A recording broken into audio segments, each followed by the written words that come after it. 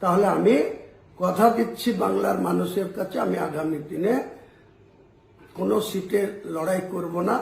আমার যে JUP party, সেই পার্টি অন্য কাউকে চেয়ারম্যানের দায়িত্ব তুলে দিয়ে আমিও শুধু মসজিদ নিয়ে আর ওই সৌদি আরবে যাব, পবিত্র হজে গিয়ে হজ করে এসে।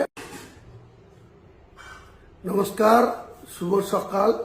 আমি হুমায়ুন কবির, জেইউপির চেয়ারম্যান। আমি অল ইন্ডিয়া তৃণমূল কংগ্রেসের সাধারণ সম্পাদক, লোকসভার তৃণমূল কংগ্রেসের পার্লামেন্টের দলনেতা।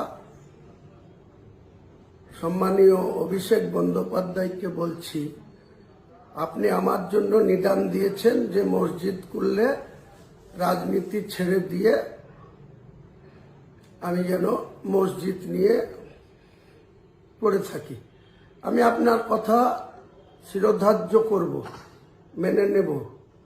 আপনি আগে আপনার পিসিকে আপনার দলের চেয়ারম্যান পদ থেকে অবসর করান,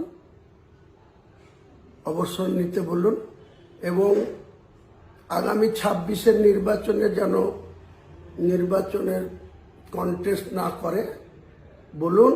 এবং ওই যে পুরীর জগন্নাথ মন্দিরকে দীঘাতে নিয়ে এসছেন, দিয়ে ওই যে জগন্নাথ ধাম করেছেন, সেই জগন্নাথ ধামে ওখানে গিয়ে আপনার পিসিকে বলুন যে ওখানে ধর্মকর্ম নিয়ে উনি থাকবেন। তাহলে উনি যদি ওটা করেন, আমি আপনাকে কথা দিচ্ছি, বাংলার মানুষকে কথা দিচ্ছি যে আমি শুধু বাবরি মসজিদ নিয়েই থাকব। আর আমার দল, আমি যে চেয়ারম্যান, সেটা অন্য কাউকে দায়িত্ব দিয়ে আপনাদের দলগত বিরুদ্ধে আমরা রাজনীতি করব, আপনাদের ক্ষমতাচ্যুত করার জন্য রাজনীতি করব। আর আপনার যদি এত সাহস থাকে, জনসংযোগ থাকে, বাংলার নেতা হিসাবে, অল ইন্ডিয়া তৃণমূল কংগ্রেসের সাধারণ সম্পাদক হিসাবে মানুষের প্রতি আপনার আত্মবিশ্বাস থাকে, তাহলে আগামী দিনে আপনি বাংলার মুখ্যমন্ত্রী প্রজেক্ট ক্যান্ডিডেট হন, ভবানীপুরে বা নন্দীগ্রামে, যেখানে খুশি হন।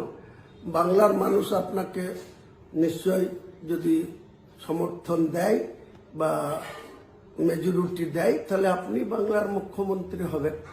আর এইসব না করে আপনার পিসি মন্দির করে বেড়াবে, জগন্নাথ ধাম করে বেড়াবে, দুর্গায়ন করবে সরকারি টাকায়, হিট করবে।